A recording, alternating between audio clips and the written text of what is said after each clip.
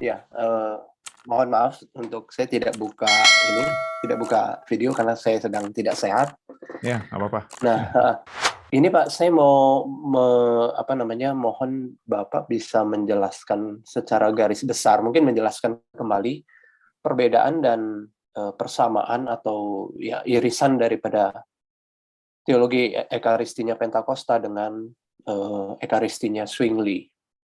Khususnya di dalam aspek, memorialisme atau anamnesis, Ya. dan, kalau berkenan juga boleh dilanjutkan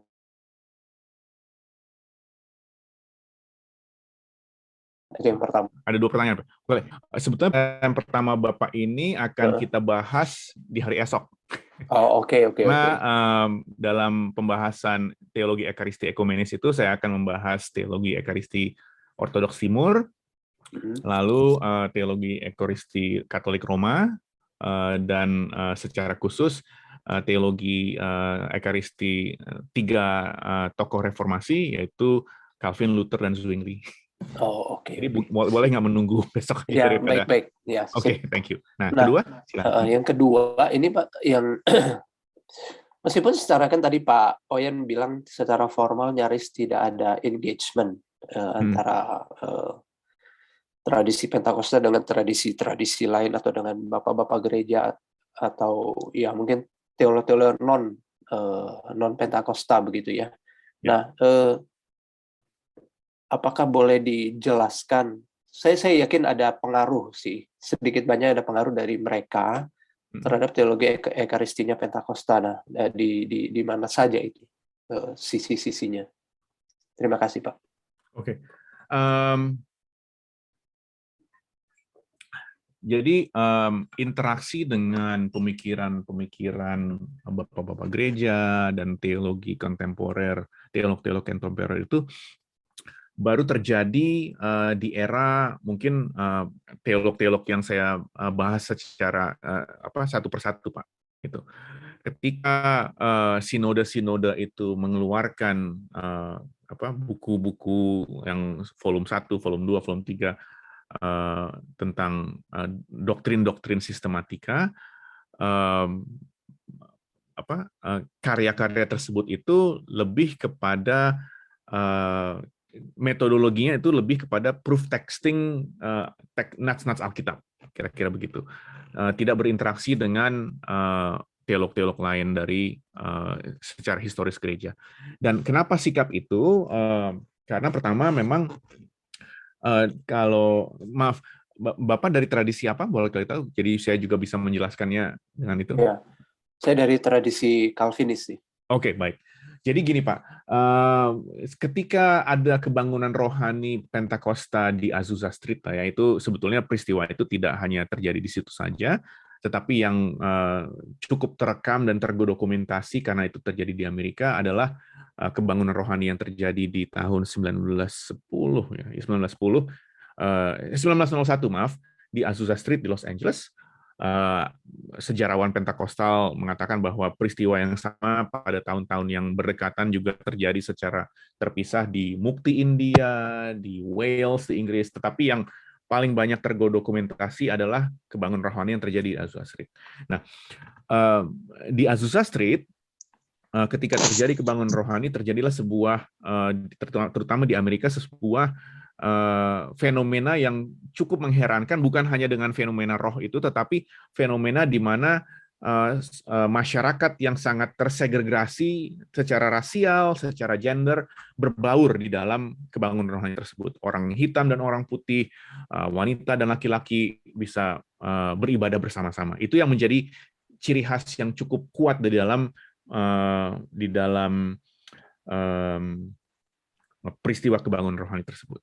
Nah, dalam perjalanan waktu di dunia kekristenan di Amerika terjadi juga sebuah pemisahan antara fundamentalisme dan liberalisme.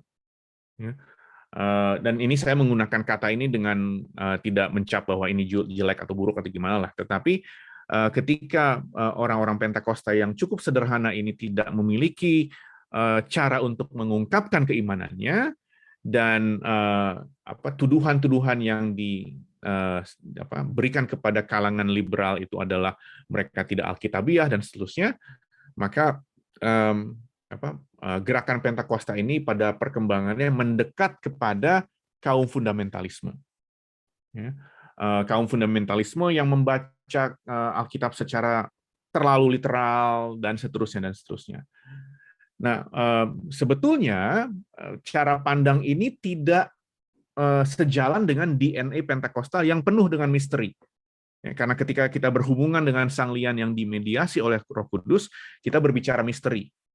Nah, fundamentalisme itu kan sebetulnya tidak ada misterinya sama sekali karena harus yakin A adalah A, B adalah B gitu. Itulah DNA mereka. Gitu. Tetapi karena orang Pentakosta ini perlu mengambil kosakata, akhirnya kosakata yang dipilih adalah yang alkitabiah fundamentalisme. Nah, dalam perkembangannya ketika ingin mengembangkan jati dirinya, karena teologi Pentakosta itu adalah teologi yang masih sangat becoming ya. Mungkin salah satu yang membuat saya excited sebagai teolog Pentakosta adalah sekarang ini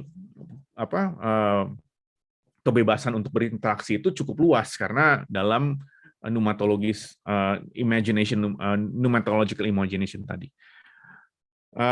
Tetapi pada saat itu mendompleng dengan kaum fundamentalis itu memberikan pengaruh kepada kalangan Pentakosta untuk mencoba mengartikulasikan kepercayaannya dengan cara-cara fundamentalisme.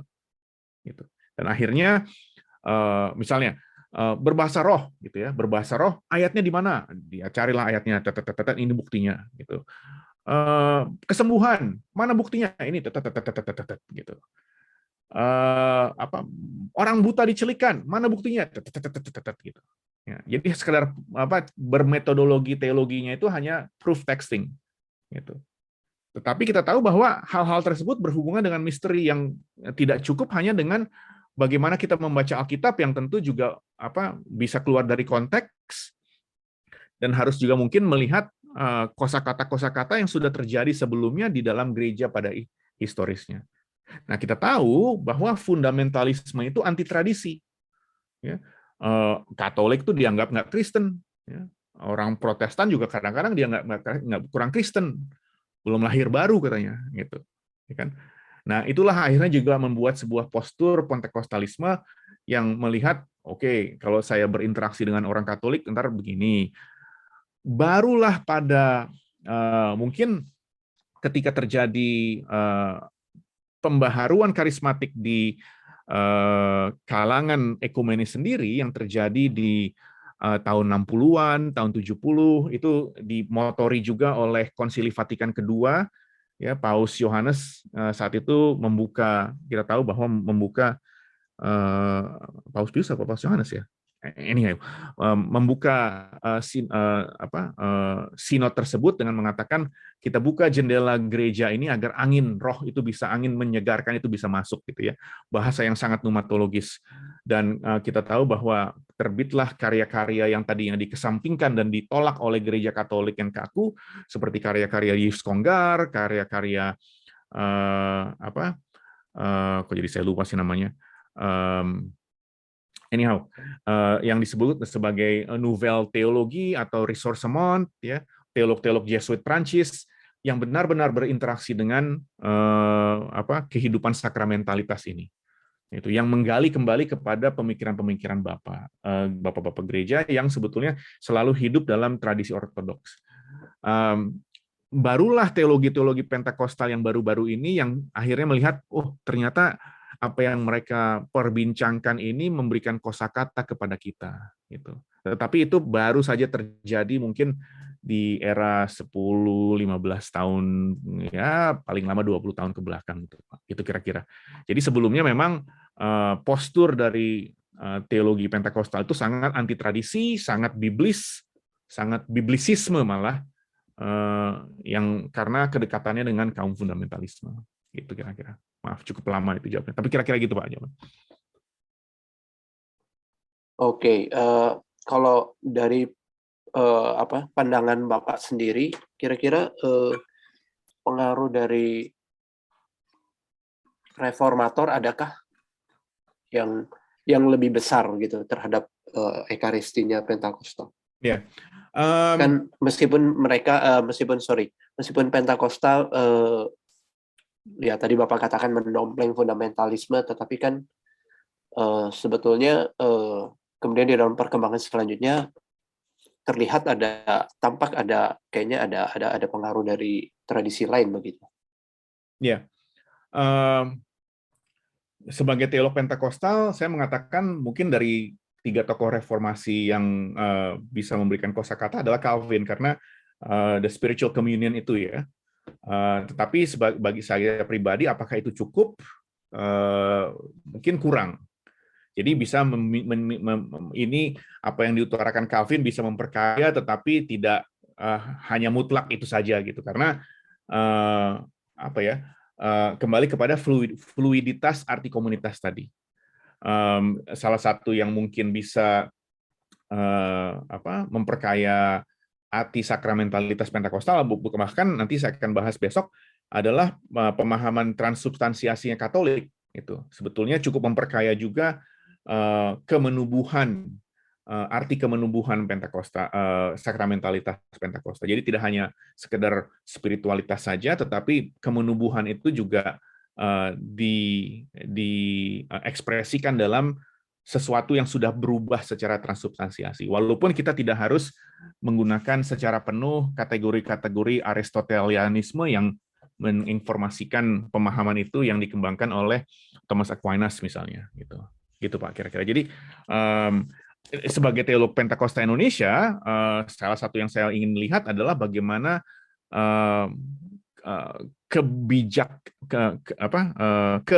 wisdom ya, local wisdom atau indigenous wisdom itu bisa juga menginformasikan teologi Pentakosta. Kenapa? Karena kalau kita percaya bahwa Roh Kudus itu sudah dicurahkan ke setiap daging, ya, epipasarx, ya, di mana ini menggenapi partisipasi setiap manusia dengan Sang Logos yang menjadi daging, ya, Roh Kudus sudah bekerja jauh hari sebelum misionaris Kristen datang ke bumi Indonesia, dan bagaimana kita melalui kerangka-kerangka pneumatologis bisa mengambil sebuah discerning bagaimana Roh Kudus itu sudah bekerja membawa apa yang disebut sebagai Christoformation di dalam orang-orang yang sebetulnya tidak mengenal Kristus secara kacamata kita, gitu Pak. Gitu. Jadi itulah yang menjadi sebuah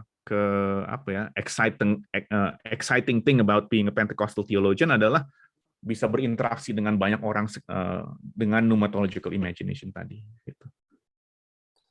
Oke Pak, thank you Pak. Terima kasih. Oke, terima kasih buat penjelasannya Bapak, dan mungkin ini pertanyaan yang terakhir dari Kak Nurijin. Boleh Kak disampaikan pertanyaannya, silakan Kak. Halo, bisa terdengar suara saya? Ya, bisa Pak. Iya. Terima kasih atas kesempatannya Pak Rian Simatupang, menarik bahasanya. Saya punya 2 pertanyaan untuk mungkin sekedar klarifikasi. Yang pertama terkait dengan masalah hermeneutika biblikal ya. Kan tadi dikatakan Pentakosta punya kesamaan dengan kalangan fundamentalis atau konservatif Kristen dalam pandangannya soal high view ya, of Bible sebagai literal word of God dan lain-lain. Tapi saya pernah dengar katanya mereka Pentakosta itu mengembangkan apa yang disebut sebagai hermeneutic of experience. Itu bedanya gimana ya? Apakah kekhasan dari hermeneutika yang dikembangkan oleh Pentakosta itu? Yang pertama. Yang kedua, pneumatologi atau roh itu kan sangat sentral dalam bahasa. Saya ingin mengaitkan begini, kalau di dalam teologi Kristen kan pneumatologi itu kan dibatasi apa yang disebut sebagai Holy Ghost ya. Tapi kalau di dalam tradisi filsafat yang lebih luas, misalkan dalam Aristoteles gitu kan, yang dimaksud pneumatologi itu maksudnya adalah roh secara umum, atau mungkin mungkin versi yang agak sekuler gitu, kalau di dalam era modern itu Hegel, pneumatologinya Hegel itu kan roh yang kemudian menyejarah. Saya nggak tahu ya, mungkin bisa dijelaskan lebih jauh tentang mengapa ya, kalau apakah ada mungkin di dalam teologi Kristen atau di dalam Pentakosta itu yang membahas roh secara umum, bukan Roh Kudus begitu, atau gimana hubungan itu dengan tradisi filsafat secara umum yang membicarakan roh itu lebih umum ya. Jadi roh itu mungkin kalau Aristoteles ada roh rasa, animal soul, ada rational soul dan lain-lain semacam itu. Mungkin itu pertanyaannya. Terima kasih. Pertama-tama tentang hermeneutika Pentakosta. Ketika kita berdekatan dengan hermeneutika fundamentalisme, sebetulnya diakui secara umum oleh kalangan teolog Pentakostal bahwa hermeneutika itu bukanlah hermeneutika Pentakostal asli, gitu Pak. Karena pertama-tama sangat biblisis, sangat literalis, dan akhirnya mengekang kemampuan kita untuk berbicara tentang pengalaman iman kita secara pneumatologis, seperti Bapak tadi katakan. Nah, oleh karena itu dikembangkanlah hermeneutika yang mengakui afeksi kita, ya, mengakui perasaan kita. Maksudnya bukan mengakui, menginkorporasikan perasaan kita. Ya, misalnya bisa dilihat bahwa dari Wesleyan hermeneutical paradigm aja sudah bisa dipinjam untuk mengembangkan kembali. Makanya ada salah satu Church of God misalnya itu berakar dari apa yang disebut dengan tradisi Wesleyan holiness, Wesleyan kekudusan, dan proses hermeneutika mereka cukup dipengaruhi oleh Wesleyan quadrilateral tadi ya, text, tradition, experience, dan satu lagi maaf saya kehilangan kata-kata, tapi empat elemen dari quadrilateral tersebut gitu. Nah, akhirnya dalam sebuah konsensus luas ahli-ahli hermeneutika Pentakostal dikenallah istilah dengan text, community, and spirit. Ya, jadi atau mungkin ada yang mulai dengan spirit, word, dan community. Kita kira tiga hal tersebut yang memberikan kerangka bagaimana kita bisa memberikan sebuah interpretasi.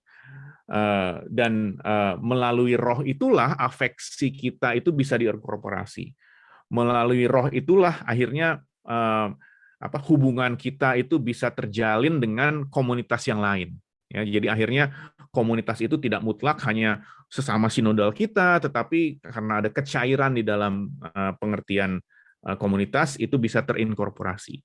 Dan akhirnya memberikan arti bagaimana kita bisa membaca teks, karena roh yang memimpin untuk meluaskan arti komunitas dan memberikan pengertian yang lebih mendalam tentang teks-teks tersebut. Gitu.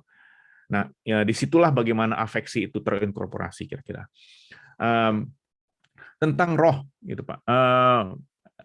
Disitulah mungkin kemerdekaan yang diberikan oleh teologi yang menekankan pada artikel ketiga, ya, kalau kayak pengakuan iman kira-kira dipecah menjadi 3 artikel ya. Pertama-tama artikel pertama adalah patriologi yang I believe in God the Father gitu ya. Lalu teologi artikel kedua adalah kristologi ya. Lalu artikel ketiga I believe in the Holy Spirit, pneumatologi. Yang di dalam pengakuan iman tradisional maupun rasuli, Nicea Konstantinopel, ketika kita masuk ke dalam I believe in the Holy Spirit, pemaparannya itu masih sangat tidak terlalu spesifik ya. Kenapa? Karena dalam pergumulan gereja itu tidak menjadi sebuah pergontokan yang cukup mengganggu lah ya. Kalau kita tahu bahwa Nicea Konstantinopel memperdalam lagi arti kristologi dan tentu juga keilahian Roh Kudus, tetapi fokusnya kepada kristologi dan akhirnya melahirkan definisi Chalcedon. Ya. Fokusnya kristologi. Nah, karena dalam pengakuan iman klasik itu pneumatologi masih cukup terbuka, disitulah orang Pentakosta mengatakan kita bisa berinteraksi, termasuk dengan apa yang ada teman-teman saya yang menulis disertasinya dengan bagaimana Hegel menginformasi pengertian kita tentang Roh Kudus, gitu ya. Dan bagaimana kita bisa mengawinkannya dengan pengertian sang pneuma yang sudah kita jumpai di dalam teks-teks Alkitab. Kedua, mungkin juga orang-orang Pentakosta yang bisa menjadikan balancing antara karakteristik dari pneuma yang selalu feminin di dalam teks-teks Alkitab, bagaimana itu menginformasikan keimanan yang lebih lengkap lagi, yang mungkin tadinya terlalu patrialistik, gitu ya, patriarkal, gitu. Bagaimana itu memerdekakan paling tidak 50% dari populasi gereja yang wanita untuk memberikan kekayaan kerohanian, gitu. Tapi tentu harus dikaitkan kepada kekristusan Kristus itu sendiri, karena Roh Kudus itu walaupun kita bisa mengerti dan memperkaya pengertian kita melalui Hegel, melalui siapalah gitu ya, Aristotle, Plato dan sebagainya, tetap harus kita lihat dari kacamata Kristus dan bagaimana karakter Kristus itu bisa terjadi di dalam pemahaman kita. Gitu. Jadi pneumatologis yang kristosentris, tetapi juga kristologi kita juga harus pneumatologis, karena kalau misalnya kristologi kita tidak pneumatologis, menjadi sangat kaku, menjadi sangat logosentrik, dan akhirnya tidak trinitarian, gitu. Itulah yang sebenarnya memberikan kesempatan perbincangan teologis Pentakostal yang cukup luas, yang bagi saya menjadi aset untuk mengembangkan teologi Pentakostal ini, Pak.